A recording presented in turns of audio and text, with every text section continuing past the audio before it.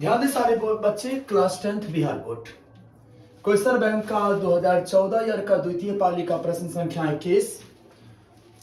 प्रश्न कह रहा है अनुपात A1 बट्टा A2 कोमा B1 बट्टा B2 और C1 बट्टा C2 की तुलना करके ज्ञात कीजिए कि रैखिक समीकरण का युग्म संगत है या असंगत।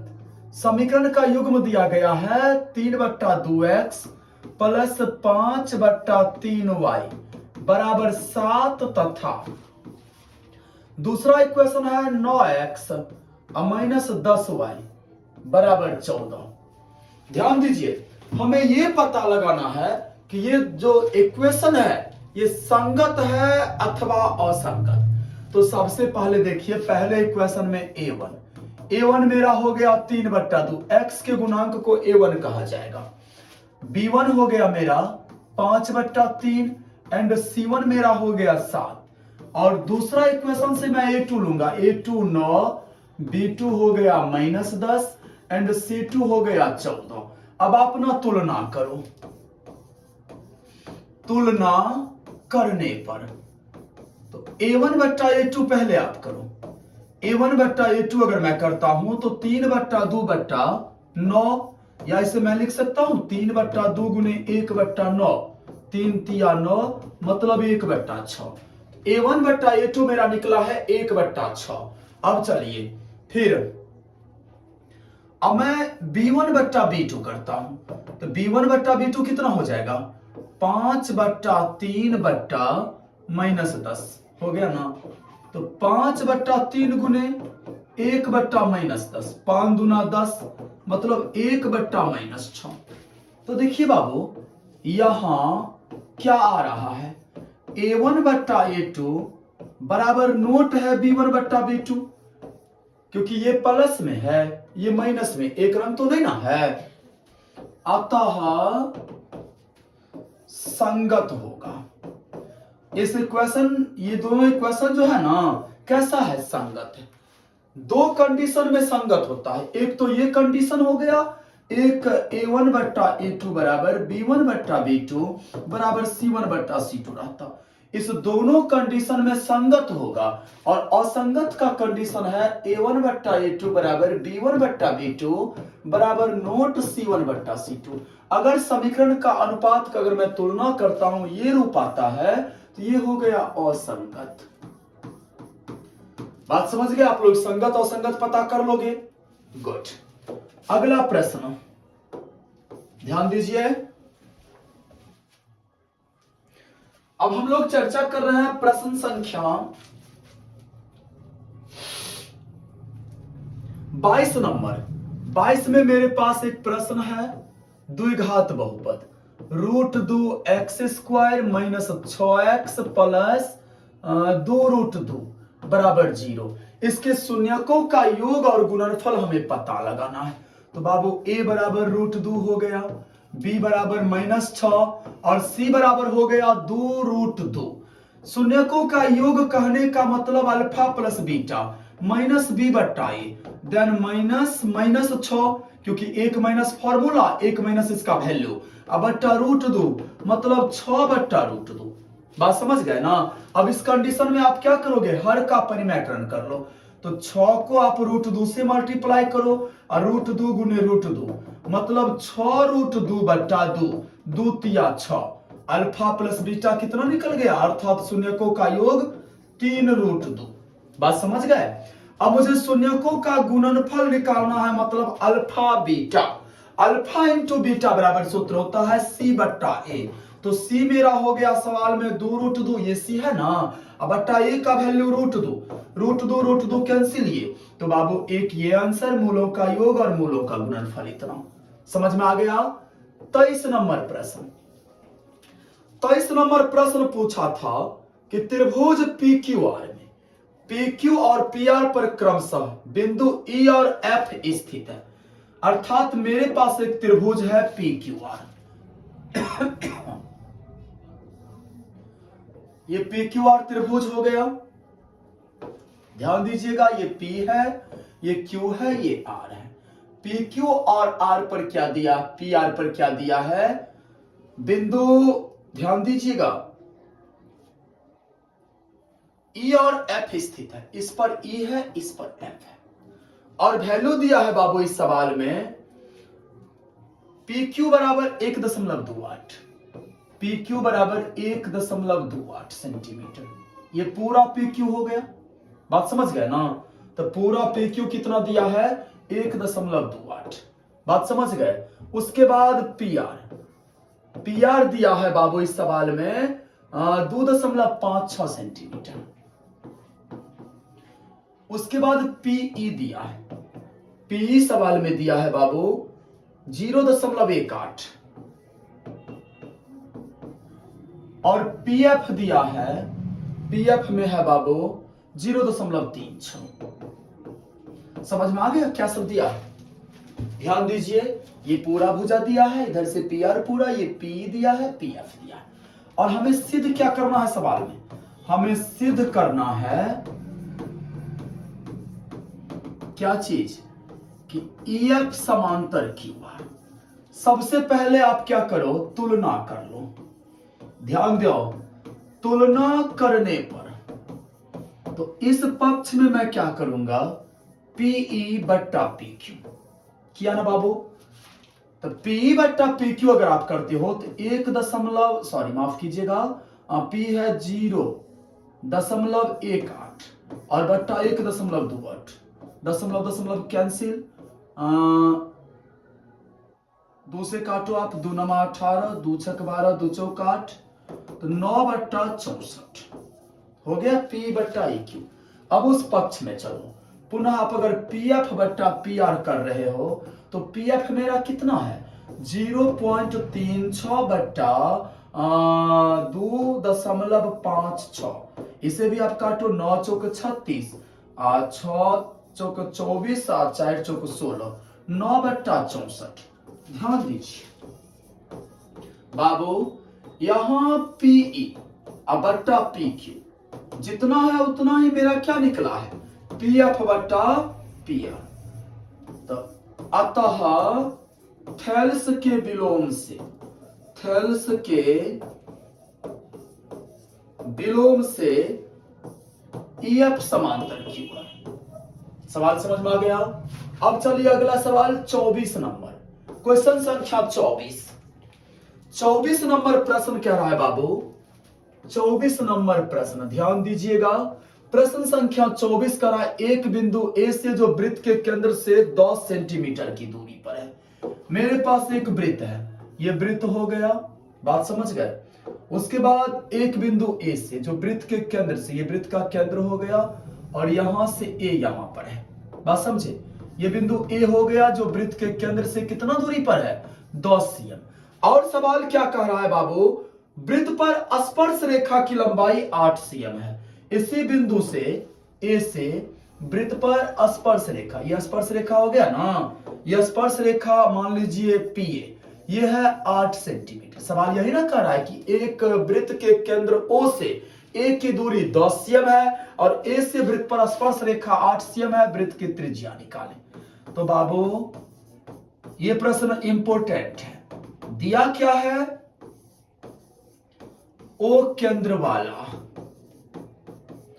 एक वृत्त है, बात समझ गए। उसके बाद ओ ए बराबर 10 cm और पी ए बराबर दिया है 8 सेंटीमीटर। हमें निकालना क्या है, ज्ञात करना है, ध्यान दीजिएगा, ओपी। कैसे बनाऊंगा देखिए, सबसे पहले ओपी लंब पीए होगा, ये प्रमेय 10.1 से लंब होती है, बात समझे। जब ये लंब होगा तो ये समकोण त्रिभुज हो गया। समकोण त्रिभुज पीओए में, समकोण त्रिभुज में ध्यान दीजिए, कर्ण हो गया, ये आधार हो गया। ओपी जो कि लंब है, ओपी हमें निकालना है। तो लंब बराबर सूत्र होगा कर्ण स्क्वायर माइनस आधार square, then 10 square minus 8 square, 10 दहे के 100 माइनस 64 रूट में 36 बचा, माने 6 सेंटीमीटर। ये आंसर हो गया। अर्थात उस वृत्त की त्रिज्या कितनी हो जाएगी बाबू, 6 सेंटीमीटर। अब चलिए 25 नंबर सवाल। 25 में एक बिंदु का हमें निर्देशांक निकालना है। बात समझ गए? मान लीजिए मेरे पास एक सीधी रेखा है, ये ठीक है, ए हो गया, ये बी हो गया। ए का निर्देशांक बाबू दिया है इसमें, ए का निर्देशांक है -4,7 और बी का निर्देशांक दिया था 4,-3 और इस बीच में कहीं पर, बीच नहीं कहीं पर P है और P AB को 2:3 में बांट रही है। P का निर्देशांक हमें निकालना है, इस P का निर्देशांक हमें निकालना है। फिलहाल आप x, y मान सकते हो, मान लिया। ध्यान दो, x1 हो जाएगा -4, y1 हो जाएगा 7, x2 हो गया 4, y2 हो गया -3 और 2:3 में चूंकि बांट रहा है ना, तो m हो गया 2, n हो गया 3। अब चलिए p का निर्देशांक हमें निकालना है, यहां हम विभाजन सूत्र को लागू करेंगे। p का निर्देशांक बराबर सूत्र हो जाएगा बाबू, विभाजन सूत्र होता है mx2 प्लस nx1 बट्टा में m plus n comma my2 plus में ny1 बट्टा m प्लस n, ये विभाजन सूत्र होता है। बात समझ गए? आप इस पर वैल्यू दो, m का मान कितना डालोगे? 2, यहां 3 ये होगा, सॉरी 2 गुने x2 मेरा कितना है 4 और प्लस में nx1 तो 3 गुने -4 बट्टा 2 प्लस 3 कोमा my2 तो 2 गुने -3 प्लस 3 गुने 7, y1 7 है बाबू, 2 प्लस 3 है ना। अब इसका कैलकुलेशन कर लो, 4 दूना 8 -3 चौक 12 बट्टा 5 हो रहा है -6 प्लस 7 या 21 बट्टा 5। अब चलिए 8 में से 12 गया, -4 बट्टा 5 आया ना, इधर कितना 15 बट्टा 5 तो 3। ये हो गया करेक्ट आंसर किसका? P का निर्देशांक। बात समझ गए? अब हम लोग चर्चा करेंगे सवाल नंबर 26। तो प्रश्न संख्या 26 कह रहा है, इसमें ध्यान दीजिएगा बाबू। प्रश्न संख्या 26,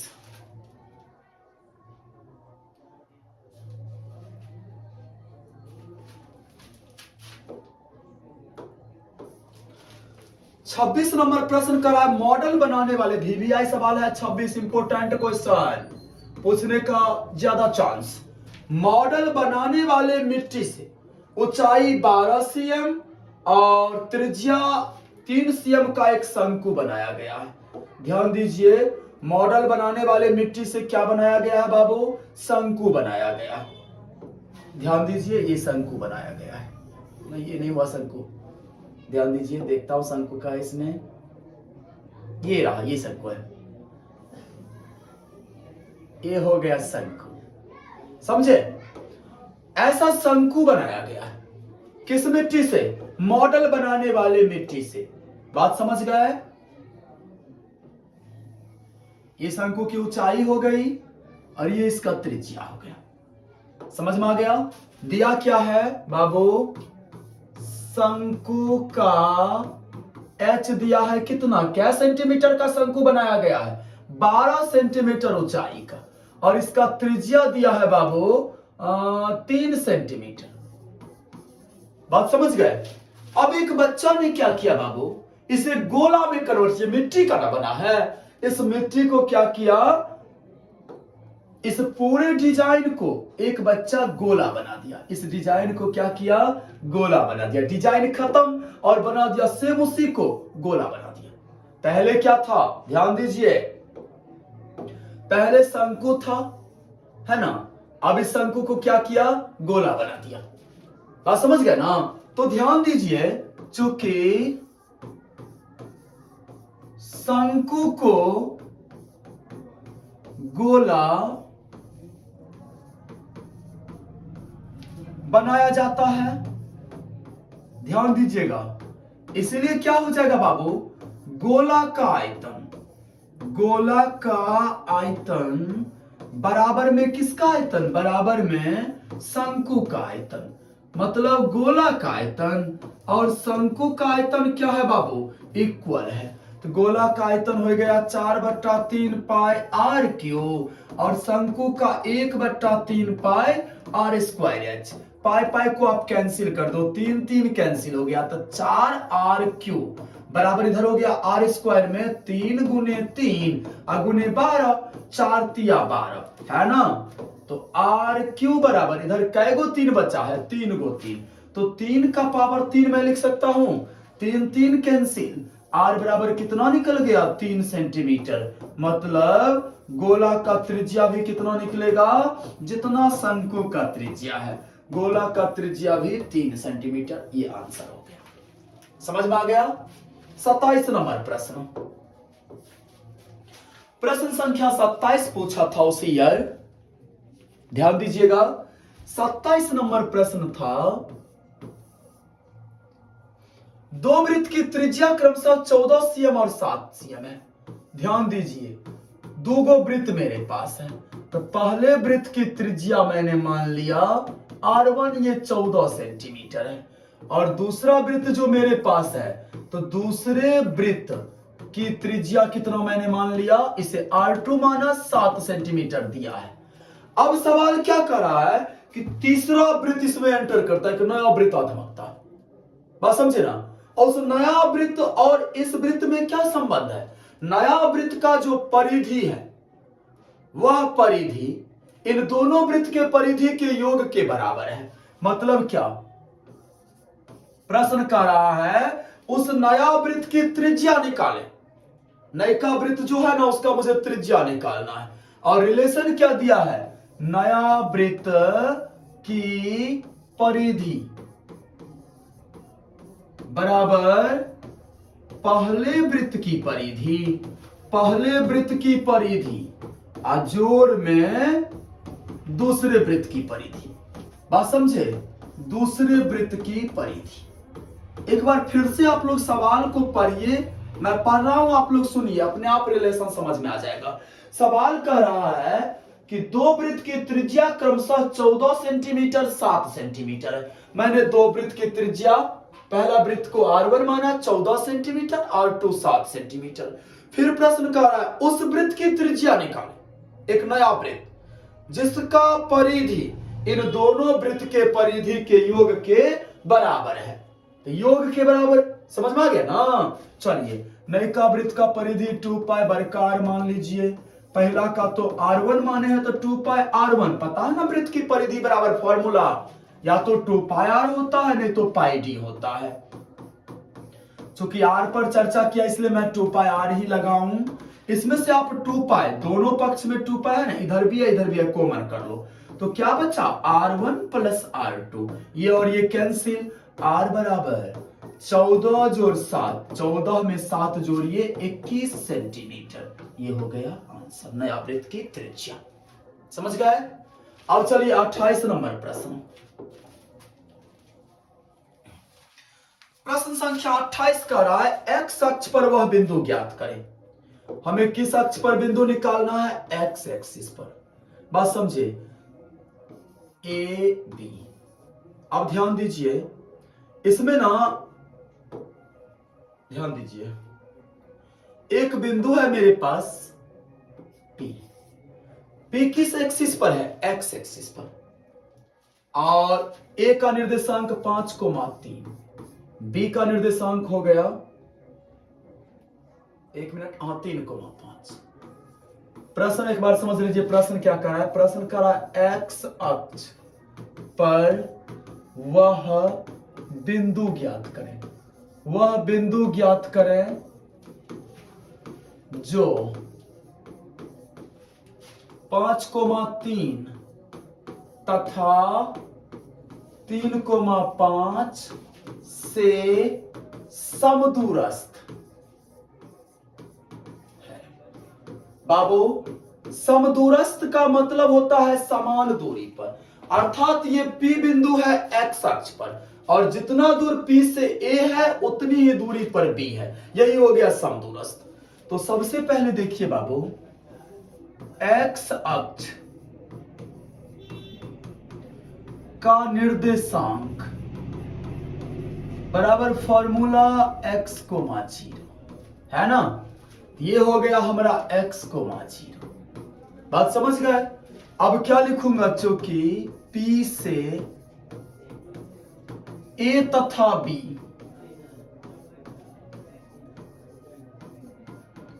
समदूरस्थ है, इसीलिए क्या हो जाएगा बाबू, PA बराबर PB। यही ना समान दूरी का मतलब हो गया कि जितना दूरी पर A है P से, उतना दूरी पर B है। तो PA बराबर, PA में आप दूरी सूत्र का प्रयोग कर लो। तो क्या होता है, x1 माइनस x2 का होल स्क्वायर और प्लस y1 माइनस y2 का होल स्क्वायर। PB में भी चलिए x1 माइनस x2 का होल स्क्वायर और प्लस 0 माइनस 5 का whole square. Root root cancel हो गया। यहाँ आप a माइनस बी का होल स्क्वायर आइडेंटिटी लगाइए, तो a स्क्वायर माइनस 2ab में 10x हो जाएगा अब प्लस 25, यहाँ माइनस 3 9 हो गया। इधर चलिए x स्क्वायर माइनस 6x और प्लस में 9 अब प्लस 25। बाबू x स्क्वायर उड़ गए, 25 और 25 और 9 और 9 कट गया, बचा कितना, माइनस 10x और माइनस 6 उधर जाएगा तो प्लस 6x बराबर 0। तो माइनस 4x बराबर 0, x बराबर 0 हो गया, अर्थात P जो है ना उसका निर्देशांक 0,0। ये आंसर हो गया। समझ में आ गया, गुड। 29 नंबर सवाल। सवाल नंबर 29 क्या रहा है, यदि tan a बराबर 3/4, क्या दिया है बाबू, tan a बराबर 3/4। मैंने तुरंत एक त्रिभुज बना लिया। ये a हो गया, b हो गया, c हो गया। tan a बराबर क्या सूत्र हो जाएगा बाबू, bc बट्टा ab। tan a बराबर होता है लंब बट्टा आधार बराबर 3/4। ठीक है, या आप इसे लिख सकते हो BC रेशियो AB बराबर 3/4। अब आप मान लो, माना कि BC मैंने 3x मान लिया और AB मेरा कितना है 4x। ई हो गया 3x, ई हो गया 4x। अब आप क्या करो, सबसे पहले समकोण त्रिभुज ABC में मैं ना AC निकाल लो। AC क्या है, इस त्रिभुज का कर्ण है। तो कर्ण बराबर सूत्र होता है लंब स्क्वायर जोड़ आधार स्क्वायर होता है ना जी। तो आप लिखोगे 3x का होल स्क्वायर जोड़ 4x का होल स्क्वायर, तो हो गया वो 3 तिया 9x स्क्वायर और जोड़ 4 चौक 16x स्क्वायर। 16 9 कितना हो गया 25x स्क्वायर, मतलब 5x। ये भुजा 5x निकल गया। अब ध्यान दो, अब हमें इस सवाल में निकालना है बाबू क्या सब, साइन ए और कॉस ए।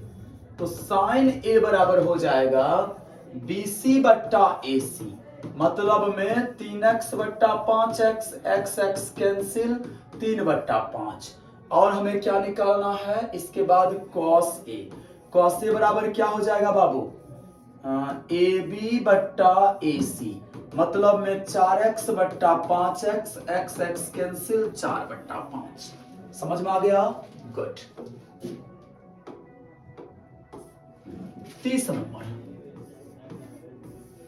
30 नंबर सवाल कह रहा है साइन 48 डिग्री, ठीक है ना बाबू, into sine 23 degree into sec 42 into sec 67, इतना बराबर 1 हमें प्रूफ करना है। देखो बाबू कैसे बनाएंगे, साइन 48 है ना, इसे आप लिख सकते हो साइन 90 माइनस 42 लिखेंगे, गुड। और उसके बाद ना आप ये सेक 42 को यहां लिख दो, लिख दिया गुने। फिर ये साइन 23 है ना, इसे मैं साइन 90 माइनस 67 डिग्री लिखूं और सेक 67 हो गया। चलिए साइन 90 माइनस थीटा क्या होता है, कॉस 42 इंटू सेक 42 आगुने साइन 90 माइनस थीटा कॉस 67। ध्यान दीजिए साइन 90 माइनस थीटा क्या होता है, कॉस थीटा। तो साइन 90 माइनस 67 हो गया कितना, कॉस 67 इंटू क्या चीज, सेक 67। सबको पता है कि कॉस इंटू सेक बराबर 1 होता है, कॉस इंटू सेक बराबर 1 हो गया मेरा आंसर, जो कि मुझे प्रूफ करना था। ठीक है।